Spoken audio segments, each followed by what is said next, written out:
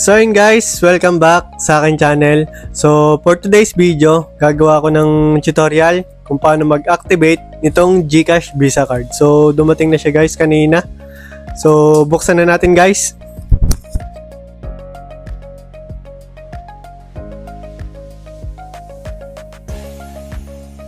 So guys, GCash, baka naman.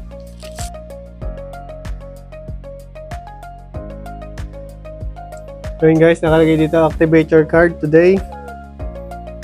So open na natin.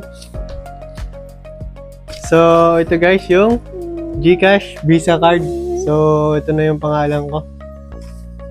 So yun guys, ito nga pala yung details nung sa GCash Visa Card. So basahin nyo na lang din guys bago nyo i-activate yung inyong GCash Visa Card. So yun guys, ito nga pala yung aking GCash Visa Card. So ginawan ko siya ng content last week. So ito yun guys. Yan, kung paano mag-apply para makakuha nitong GCash Visa Card. So ilalagay ko na lang yung link sa description ng video yon. So kung bago ka pa lang sa aking channel guys, i-subscribe mo na yan at hit the bell notification para updated ka sa aking mga tutorials at sa mga iba kong video. So yun guys, simulan na natin ang tutorial. So yun guys, ang una nyong gagawin, i-open nyo itong GCash Visa Card ninyo. So after nun, i-click nyo itong cards.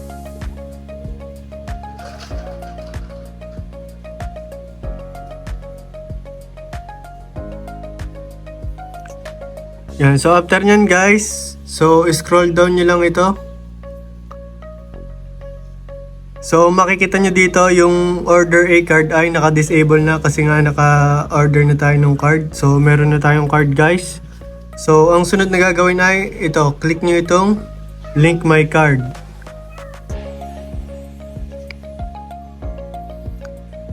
Yeah, so after nyan, may magsesend daw na authentication code sa inyong registered GCash number. So yun guys, after nyo malagay yung verification code, so click nyo lang itong submit.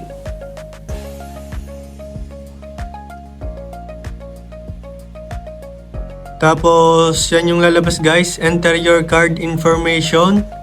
So ilalagay daw guys yung last 4 digits of card ito. Tapos yung virtual account number. So yun guys, yan nga pala yung 4 digit na ilalagay. Tapos yung nasa baba yan yung virtual account number. So kailangan nyo din guys may signature kayo dito kasi nakalagay not valid unless signed. So yun guys, after nyo malagay yung last 4 digits of card tapos yung virtual account number, so i-click nyo lang itong next. So nakalagay dyan, your GCash card is now linked. Nominate your PIN now to enjoy your card. So ilalagay dito guys yung kapag magwi-withdraw na. So kailangan nyo ng card PIN.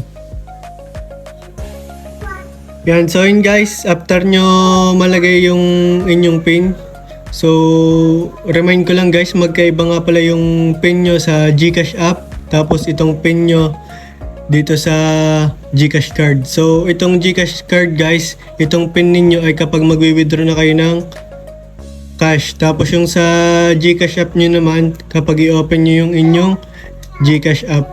So after nyo malagay yung 6-digit card PIN ninyo, i-click nyo lang itong next.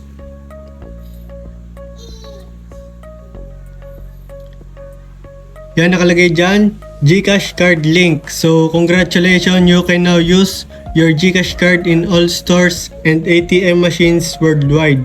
So pwede na daw tayo mag-withdraw ng cash dito sa GCash card natin kasi nakalink na. So after nun guys, paano nga ba natin masusure kung talagang nakalink na yung ating GCash Visa Card dito sa ating GCash account? So ang gagawin nyo guys, i-click nyo itong profile, yung nasa baba. Tapos i-click nyo itong my link accounts. So after nyan guys, i-click nyo yung GCash card. So ito yung GCash Visa Card natin guys.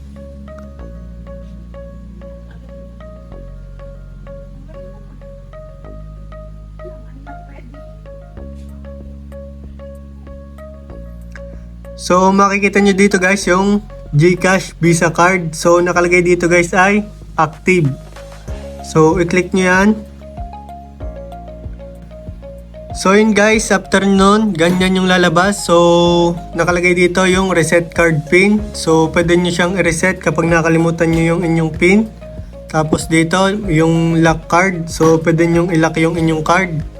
Tapos dito guys, yung deactivate in case mawala yung inyong GCash Visa Card. So, nakalagay dyan, your GCash Visa Card will be permanently deactivated and unlinked from your account.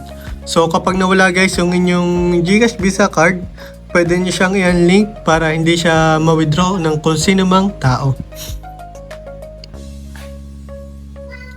Yan, so nakalagay dito guys yung active. Yan, kapag ganyan guys ay okay na yun. Tapos yung nasa baba ay yung virtual account number. So yun guys, ganun lang yung pag-activate para malink itong GCash Visa Card papunta sa inyong GCash app. So gagawa na lang ako guys ng video kung paano mag-withdraw gamit itong GCash Visa Card sa mga susunod kong video.